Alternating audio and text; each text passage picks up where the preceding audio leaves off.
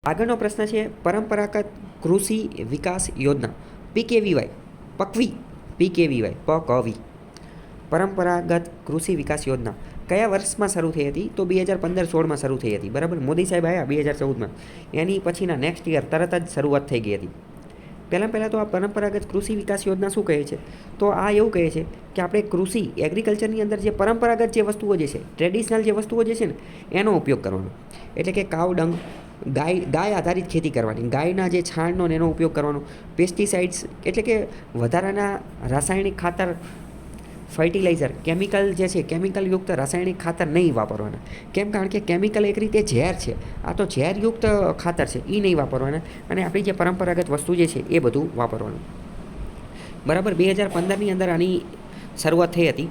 અને આની અંતર્ગત મુખ્યત્વે પહેલાં તો સોઇલ હેલ્થ મેનેજમેન્ટ કરવામાં આવે છે. જમીન હોય, જમીનનું સ્વાસ્થ્ય, મૃદાનું સ્વાસ્થ્ય, સોઇલ હેલ્થ કાર્ડ એને વ્યવસ્થિત બનાવવામાં આવે છે. અને આ પરંપરાગત કૃષિ વિકાસ યોજના એ સેન્ટ્રલી સ્પોન્સર્ડ સ્કીમ છે, સેન્ટ્રલી સ્પોન્સર્ડ.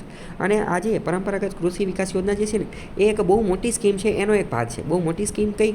તો કે national mission on sustainable agriculture. National mission on sustainable agriculture એટલે કે કૃષિને આપણે કેવી કરવાની છે?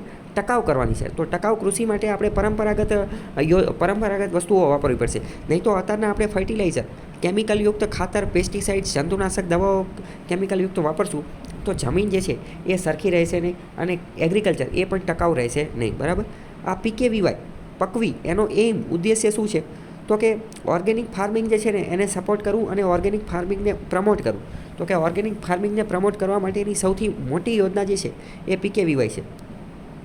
મેઇન્સમાં ઓર્ગેનિક ફાર્મિંગ ઉપર ગમે ત્યારે પ્રશ્ન લખવાનો આવે, નિબંધ પૂછાઈ જાય, ગમે એ પૂછાઈ જાય, તો તમારા આન્સરની અંદર આ PKVY પકવી આ યોજના જે છે એ તમારા આન્સરની અંદર આવી જોઈએ. બરાબર. અને સોઇલ હેલ્થને સુધારવામાં પણ આ મહત્ત્વનું કામ કરે છે. બીજું, આ સ્કીમ અંતર્ગત પાર્ટિસિપેટરી ગેરંટી સ્કીમ જે છે એ ધ્યાને લેવામાં આવે છે. એટલે કે પાર્ટિસિપેશન, બધા જ લોકોનું જે છે પાર્ટિસિપેશન ધ્યાને લેવામાં આવે છે. અને બીજું, જે લોકો ઓર્ગેનિક ખેતી કરતા હોય ને એને સર્ટિફિકેટ આપવામાં આવે છે, સર્ટિફિકેશન આપવામાં આવે છે. એટલે કે એક સર્ટિફિકેટ, એક કાગળ, એટલે ખબર પડે કે આટલા લોકો જે છે એ પ્રાકૃતિક ખેતી કરે છે, ઓર્ગેનિક ખેતી કરે છે અને પરંપરાગત ખેતી કરે છે. અને આના કારણે શું થાય કે આના કારણે એમને અમુક પ્રકારના સપોર્ટને એ બધું પણ મળી શકે. જેમ કે વાત કરીએ તો જે આ પ્રાકૃતિક ખેતીને કરતા હોય તો સરકાર તરફથી અમુક યોજના ચલાવવામાં આવતી હોય તો એનો લાભ મળી શકે. એનો લાભ મેળવવા માટે ખબર કેમ પડે કે તમે પ્રાકૃતિક ખેતી કરો છો? તો આ સર્ટિફિકેટના આધારે ખબર પડી જાય. બરાબર.